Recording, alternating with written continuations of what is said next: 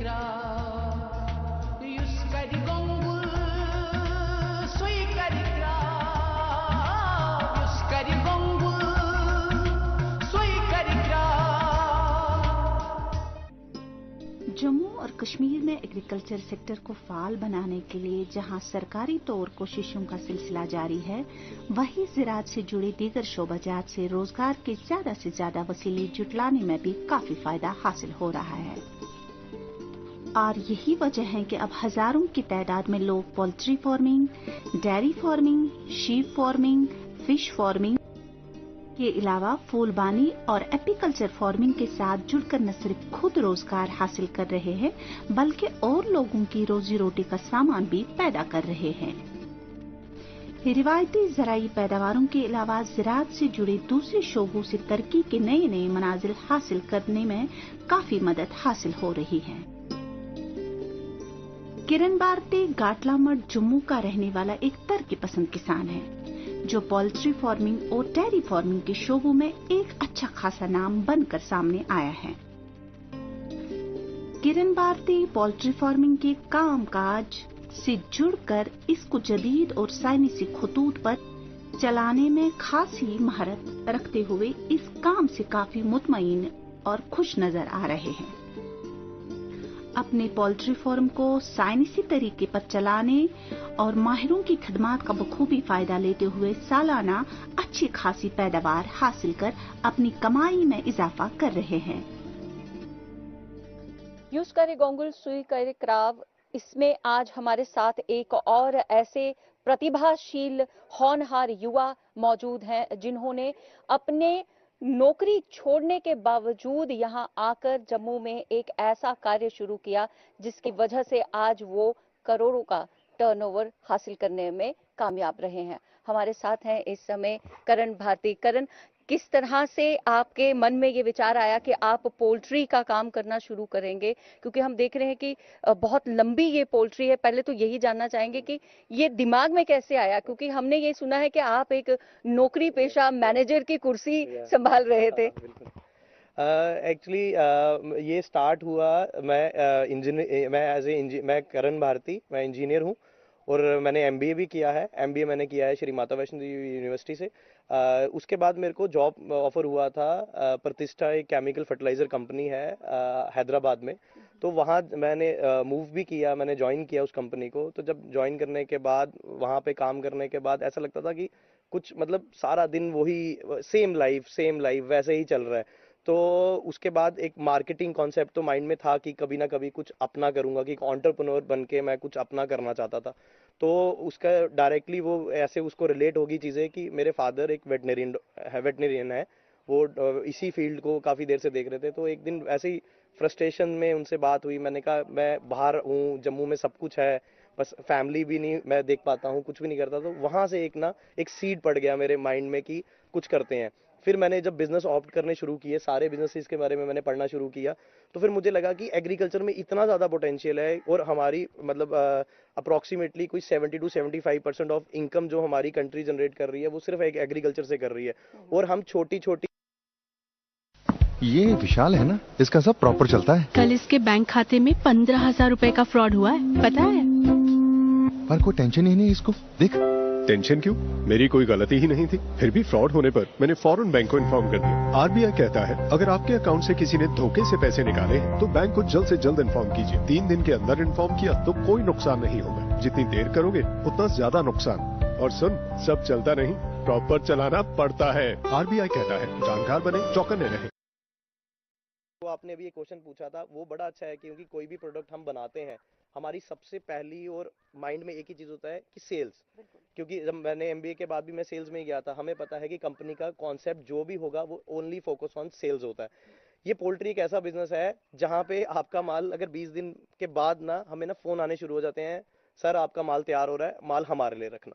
मतलब इस टाइप का है कि हम बेचने की तो बाद में प्लानिंग करते हैं, हमारे पास फोन पहले आए होते हैं। बस एक थोड़ा सा डिफरेंस रहता है जो हमारा और आगे अगली पार्टी का रेट सेट में कभी डिफरेंस रहते हैं कि हम बोलते हैं हम ये रेट लेंगे, क्योंकि डिमांड एंड सप्लाई है, ये पूरी टोटल गेम है डिमांड एंड सप्लाई की। जब डिमांड बढ़ती है रेट बड़े हाई हो जाते हैं। जैसे प्रेजेंटली अभी इस टाइम फार्म रेट चल रहा है 130, ये बहुत अच्छा रेट है। मतलब एक एवरेजली एक मैनेजर भी किसी कंपनी में भी होगा और यहाँ पे अगर किसी फार्मर ने 8-10 हज़ार बर्ड डाले होंगे तो कंपैरिजन नहीं कर सकते आप। ये इसका प्रॉफिट बहुत ज़्यादा है, लेकिन बीच में कभी इसके जो मैंने आपको बोला कि डिमांड एंड सप्लाई की दिक्कत आती है, उसमें थोड़ी सी प्रॉब्लम रहती है, वहाँ रेट थोड़े डाउन आते हैं। अदरवाइज अगर आप फोकस होकर काम कर रहे हो और ऊपर से अपना बर्ड अच्छा तैयार कर रहे हो, अच्छी चीज़ें डाल रहे हो, अच्छा ध्यान रख रहे हो, उनका मैन्योर का ध्यान रख रहे हो, उसके बाद फीडिंग का ध्यान रख रहे हो, तो अगर बर्ड ने अच्छा रेडी हो गया बर्ड आपका, तो फिर आपको मतलब लॉसेस भी अगर आप आते हैं बीच में तो एक लिमिटेड लॉसेस आते हैं जो आप कवर अप कर सकते हो। एक अच्छे फार्मर को अगर एक अच्छा अर्न करना है तो उसको फोकस करना चाहिए कि मतलब 1300 ग्राम से लेके 1.5 किलो के बीच बीच में हम सेल आउट करें, जिसमें मतलब हर चीज़ आपको मैनेजेबल मिल जाएगी और ये माल आपका 28 से 30 दिन के अंदर बिल्कुल रेडी हो जाएगा। और उसके बाद आपका रेडी होने के सेल करने के बाद आप उसको अपना क्लियर आउट कर सकते हो। और इसका एक और बेनिफिट भी है कि जब आपका माल आउट हो जाता है उसके बाद जो आपका मैन्योर होता है वो भी बिकता है।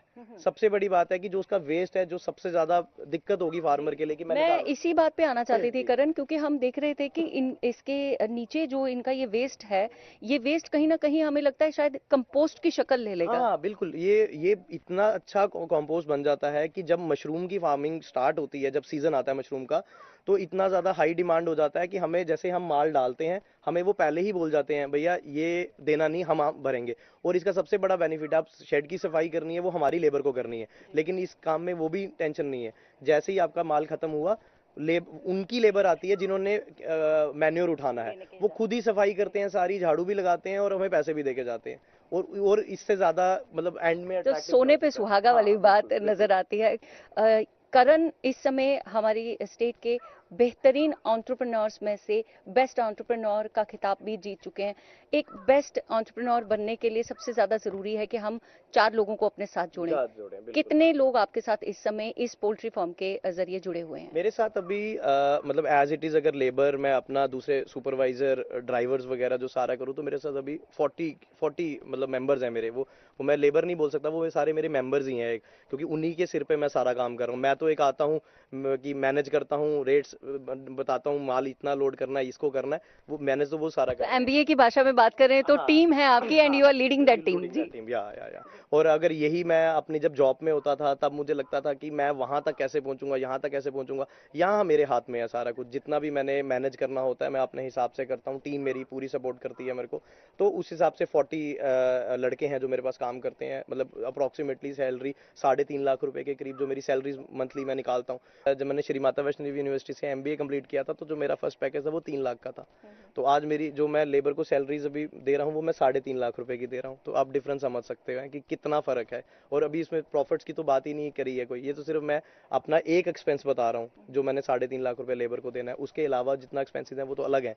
तो लगभग अगर हम अपने युवाओं को थोड़ा आकर्षित करने के लिए बताना चाहें तो लगभग आमदनी अप्रोक्सीमेटली आपकी कितनी हो जाती है एक महीने की अगर हम बात करें? मतलब इसमें आप अगर जैसे अभी मेरे को काफी लोग सुनेंगे, इस वीडियो को सुनेंगे, अब मतलब ऐसा नहीं है कि हर बार आपको फिक्स एक सैलरी रहेगी। मतलब अगर आप एवरेज लगाओगे, अगर आप 1 साल पूरा काम करते हैं, आप 1 साल में 12 महीने हुए, उसमें से आप ना इसमें 8 लॉट डाल सकते हो, 1.5 महीने में एक ही लॉट यूज कर सकते हो। तो वो ऑटोमेटिकली जब 12 महीने हुए तो आप 8 लॉट डाल सकते हो। 8 में से भी ना 4 से 5 लॉट ऐसे होते हैं जो बहुत अच्छे, जैसे अभी टाइम चल रहे हैं, बहुत अच्छे होते हैं। बीच में थोड़ा सा डिमांड सप्लाई का होता है, जैसे सावन का महीना आ गया, 2 महीने सप्लाई बिल्कुल नीचे आ जाती है। फिर जैसे मार्च एंडिंग हो जाता है, पेपर्स होते हैं, नवरात्रे आ गए, इनमें थोड़ा सा प्रॉब्लम रहता है। तो अब उन चीज़ों को अगर आप मिलाते हो तो अप्रॉक्सीमेटली आप लेके चल सकते हो कि 10 to 15 रुपीज़ बर्ड आप कहीं भी नहीं छोड़ते पूरा साल, अगर आप रेगुलर काम करें। और पोल्ट्री के काम में एक सबसे बड़ी बात है कि आपको सबसे इंपॉर्टेंटली आपको काम पूरा साल करना है। आप ये नहीं कर सकते कि एक लॉट आपने डाला, नहीं अच्छा हुआ, कोई बात नहीं, मुश्किल आती हैं। किस तरह से सरकार की मदद आपको मिली और कितनी मदद मिली है और कितनी आप चाहते हैं कि और मिल सके? हाँ मतलब या अभी एज इट इज पहले कोई इतनी स्कीम्स पोल्ट्री के रिलेटेड नहीं थी। पहले यही थी, जैसे JKEDI की स्कीम थी, शेड कंस्ट्रक्शन पे थी।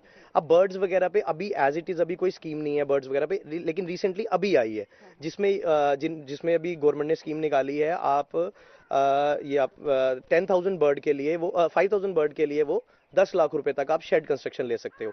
और उसके बाद 80,000 आपको वो पे कर रहे हैं आपके ड्रिंकर, फीडर, ऑपरेटिंग एक्सपेंसेस के लिए। तो एक थोड़ी सी स्कीम अभी एक जनरेट हुई है, बट मेरे को लगता है कि इस टाइप के काम के लिए आपको किसी का वेट करना तो वो नहीं। हाँ, मैं बस यही कहना चाहता हूँ कि बस घर से निकलिए, काम करिए, सब्सिडियां बहुत ज़्यादा हैं, एग्रीकल्चर फील्ड ख़त्म होने पे नहीं आ रही है, इसमें भी अभी इसके अलावा भी हमें इतनी सारी चीज़ें पता लगती हैं, हमारे पास स्पेस कम पड़ रही है। मतलब अब ये हो रहा है कि हम स्पेस कहाँ से ले लें, एक्वायर कर लें, कि हम लोग यही बातें करते हैं कि गांव में हमें कहीं से स्पेस मिल जाए। इतनी एक्टिविटीज़ हो रही हैं एग्रीकल्चर में, आप कुछ भी कर सकते हो, इसमें आपको किसी का नहीं है कि पोल्ट्री की सब्सिडी नहीं आई है, डेयरी की सब्सिडी नहीं आई है, उसका बिल्कुल वेट मत करो, आप निकलो, नेट खोलो, सब कुछ अवेलेबल है नेट पे, सब्सिडी सारी डिपार्टमेंट की हेल्प मिल रही है, फाइनेंशियल जितने भी हमारे एडवाइजर्स वगैरह हैं सारे हेल्प करते हैं। आप बस अपना अपना मतलब समझ लो कि छोड़ो कि रेस्ट नहीं करना है, बस निकलना है और स्ट्रगल करनी है, जॉब में भी स्ट्रगल करनी है, तो बेटर है अपने काम पे करो, रात को घर जाके अपने माँ बाप के साथ बैठ के खाना तो खाओगे। करण, अगर हम समाज की और बात करें तो आप अपनी एक सोशल रिस्पॉन्सिबिलिटी को पूरा करने के लिए क्या समझते हैं, क्या करना चाहिए और आप क्या कदम उठा रहे हैं? नहीं, मैं इसके लिए अभी एज इट इज़ अभी इतना बड़ा कुछ मैंने वैसा नहीं प्लान करा हुआ है, अभी तो मैं अपनी डेवलपमेंट पे कर रहा हूँ। उसके हाँ, सोशल रिस्पॉन्सिबिलिटी की कर रहे हो तो जैसे 40 लड़के जम्मू के ही लड़के हैं जिनको मैंने काम दिया है। सबसे बड़ी बात, मैं ही जम्मू का हूँ तो मैं वापस आया हूँ, ये बहुत बड़ी बात है मेरे लिए। और मैं जितना जो मैंने टर्नओवर कुछ 5-5.5 करोड़ के करीब टर्नओवर जनरेट किया है, उसका इनकम टैक्स भी मैं अपनी स्टेट को ही दे रहा हूँ। और उसके बाद जो हमारी डेफिसिट है स्टेट जिस चीज़ में, जैसे अब ब्रॉयलर है, अब मैंने डेयरी भी अभी स्टार्ट करी हुई है अपनी, तो जो चीज़ों में हमारी स्टेट डेफिसिट है मैं वो प्रोड्यूस करके दे रहा हूँ स्टेट को। तो यही मेरी सोशल रिस्पॉन्सिबिलिटी है कि जो मैं कर रहा हूँ, मैं अलग नहीं कुछ करने की कोशिश कर रहा, मैं अपने काम से ही सब कुछ वापस दे रहा हूँ गवर्नमेंट को।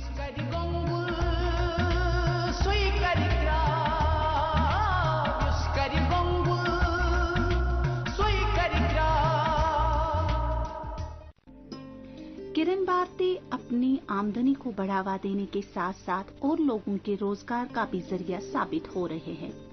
अपने डेयरी फार्म में बेहतर नस्ल की गायें पालकर अच्छी खासी दूध की पैदावार हासिल कर बाजारों को सप्लाई कर रहे हैं। साइंसी तरीके पर डेयरी फार्मिंग किरण भारती के लिए आमदनी का एक बेहतरीन जरिया साबित हो रहा है, जिससे मजीद लोग भी मुस्तफीद हो रहे हैं।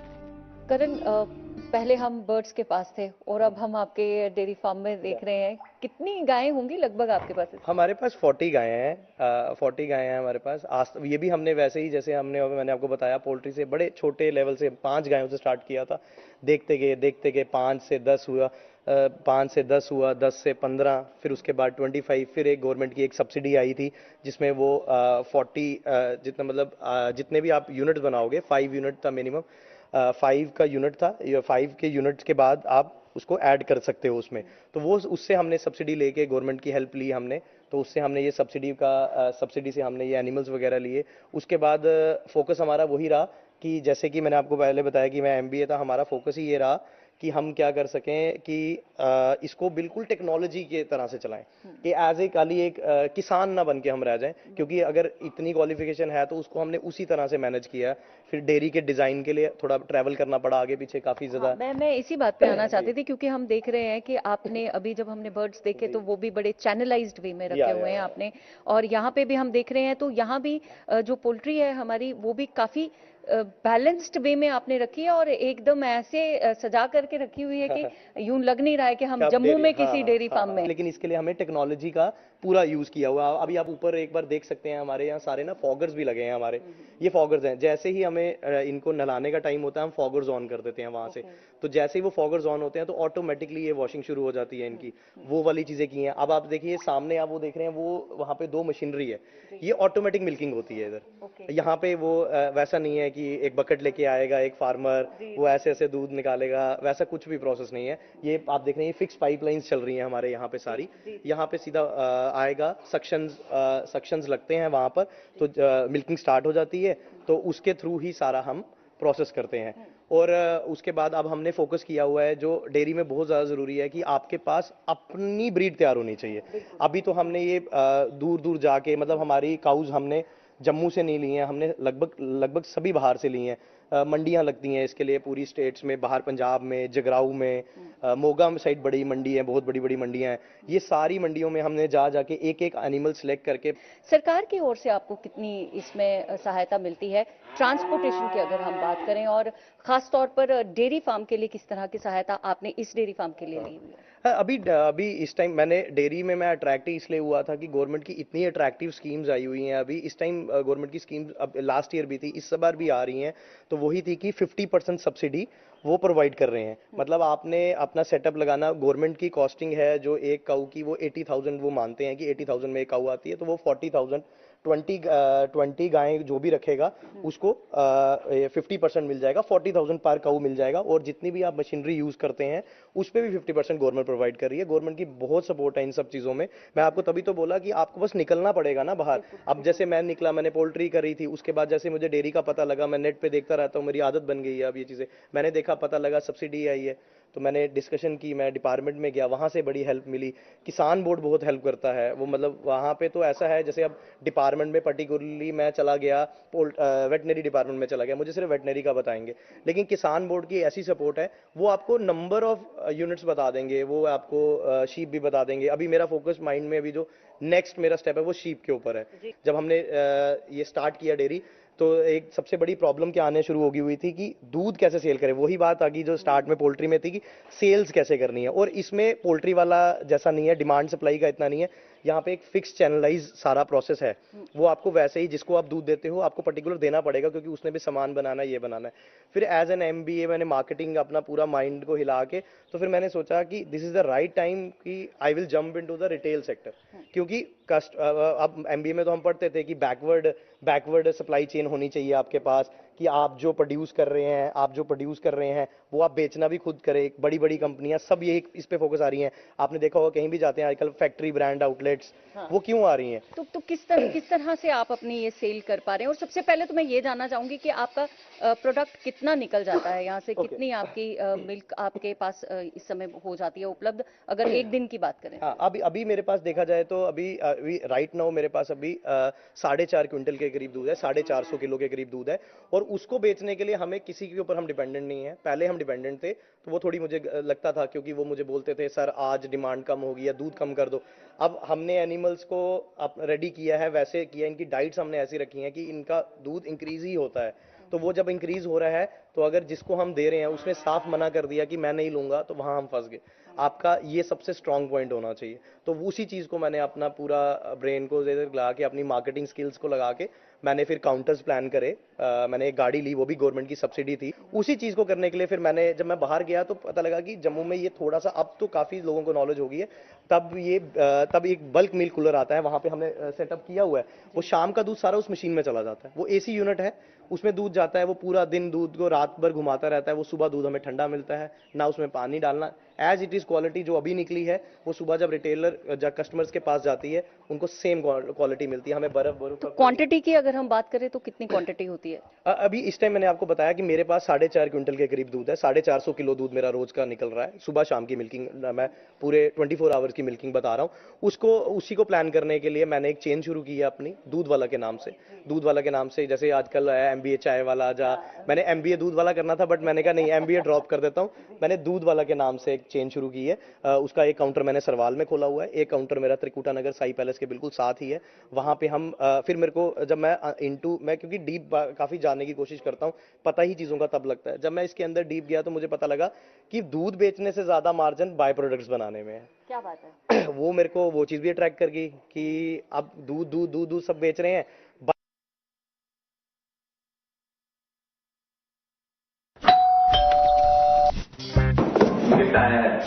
अरे वाह, लेजेंड की बैट, इससे मैं खेलूंगा।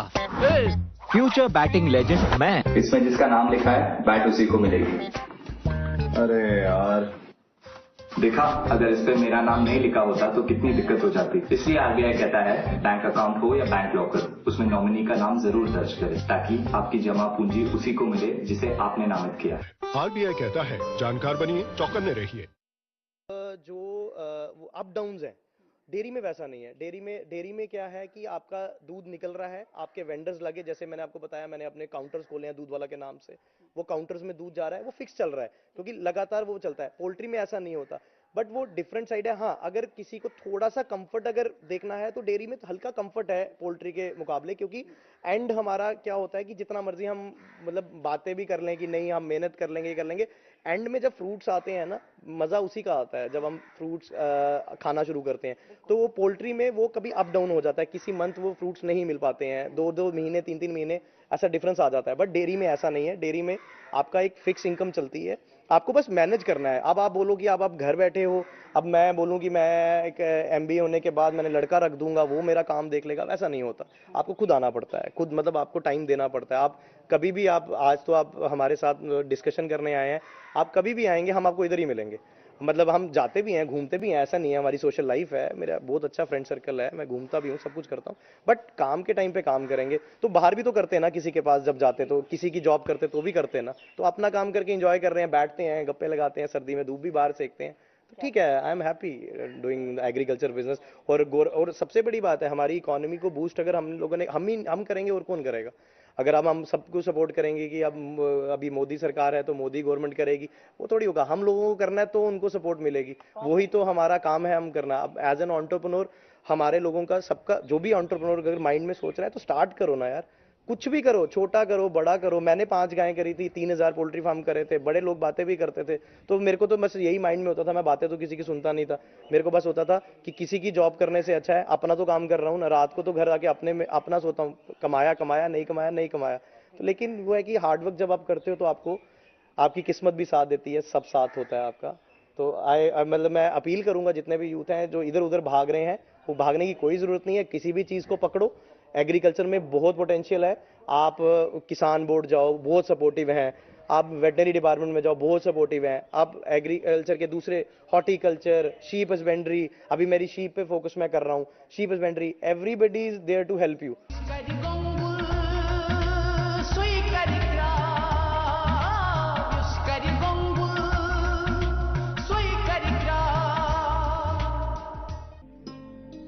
डेयरी फार्मिंग को साइंसी तरीके पर चलाने के लिए जहां किसान अपनी सलाहियतों का भरपूर मुजाहिरा कर रहे हैं, वहीं फार्म होल्डर सरकारी स्कीमों से फायदा लेते हुए अपनी ख्वाहिशों को परवान चढ़ाने में भी कामयाब होते दिखाई दे रहे हैं।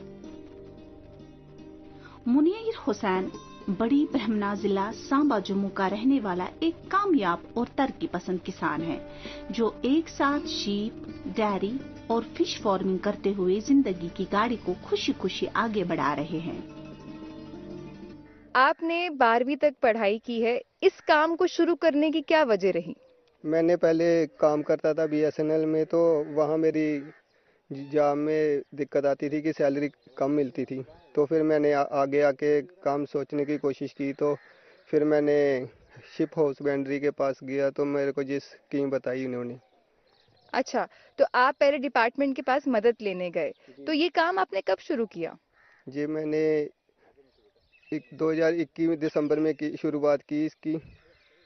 तो कितने भेड़ों के साथ आपने शुरुआत की इसकी? मैंने 25 भेड़ों से शुरुआत की थी, तो फिर आहिस्ता आहिस्ता बढ़ाई मैंने। तो आपने कहा कि आपने इनको बेचा, किस तरह से बेचा और कहाँ पर जाके आपको आसानी से इनकी बिक्री मिली, क्या भाव मिले इसके?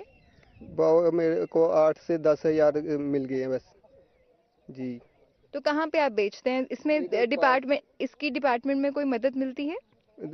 डिपार्टमेंट में मेरे को दवाइयाँ भी मिलती हैं, तरवाल भी मिलता है, सब कुछ वैसे दे देते हैं मेरे को।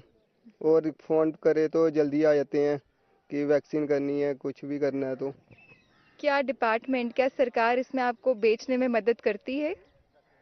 करती है, बोलते हैं कि अगर हमें भी जरूरत होगी तो हम भी ले जाया करेंगे बाद में। आपके पास आज कितने भेड़ू हैं? मेरे पास अभी 40 भेड़ू हैं। तो कौन सी नस्ल है उनकी? ये रैम बुलेट क्रॉस में है जी। आपके इस शीप फार्मिंग को, इस तरह की खेती को 1 साल होने को आया है, आप क्या बताना चाहेंगे, कितनी सफलता आपको प्राप्त हुई है? मेरे को 1 लाख तक सफलता होगी है। 1 लाख? तो इतने बड़े जो आपने यूनिट की शुरुआत की है, इसमें कितनी परिवारों को रोजगार मिल रहा है, कितने परिवारों की आप मदद कर पा रहे हैं? ये घर भी चल जाता है और आगे पीछे भी काम चलता है। कितने लोग जुड़े हैं? लगभग 3 से 4 लोग जुड़े हैं आपके साथ? 3 से 4 लोग जुड़े हैं, मम्मी है, पापा है, वाइफ है, सब आपका इसी में मदद कर रहे हैं। आपको सरकार की तरफ से कुछ सब्सिडी वगैरह मिली, आपको कुछ मदद मिली, क्या आप बताना चाहेंगे? हाँ, सरकार से भी हमें सब्सिडी मिली है कि मेरे को फ्री में दिया था माल, तो अब मेरे को 5-5 करके वापस देने हैं। इसके अलावा आप और क्या करते हैं? मैं इसके और फिश भी करता हूँ और गायों का भी काम करता हूँ। ये जो भेड़ुआ आपने पाले हैं, इनसे मिलती जो आपको ऊन है या मेंगन है, उसका आप किस तरह से इस्तेमाल करते हैं? ये हम इनको गवर्नमेंट को सप्लाई कर देते हैं जी। मेंगन का किस तरह से इस्तेमाल करते हैं? मेंगन का हम फिश को डाल देते हैं, फिश के काम आ जाती है, तो हम फिश के लिए डाल देते हैं इनको। तो आप अभी इतने बड़े यूनिट को चला रहे हैं, आगे पीछे भी आप छोटे छोटे काम कर रहे हैं और आपका परिवार पूरा सहयोग दे रहा है इसमें। इसी काम को जो नौजवान आगे लेकर जाना चाहते हैं, जो युवा आगे लेकर जाना चाहते हैं, उनको आप क्या मैसेज देना चाहेंगे? ज़्यादा से ज़्यादा काम करें, नशे के ध्यान में कम जाएं। और नशे के अलावा जो भी यहाँ पे जैसे पढ़ाई पूरी नहीं कर पा रहे हैं या जो नौकरी की तलाश में भटक रहे हैं, क्या आप उनको बताना चाहेंगे कि किस तरह से आपको इससे फायदा हुआ, क्योंकि आप भी पहले नौकरी ही करते थे? जी, हम भी पहले नौकरी करते थे, बाद में दिक्कत आई तो फिर अपना कारोबार देखा कि ज़मीन भी है अपनी है, तो हम खुद काम करें, खुद पैसा कमाएं। बाहर क्यों जाना है हमने, जहाँ ही काम घर का ही काम करो तो इधर भी बड़ा कुछ हो सकता है।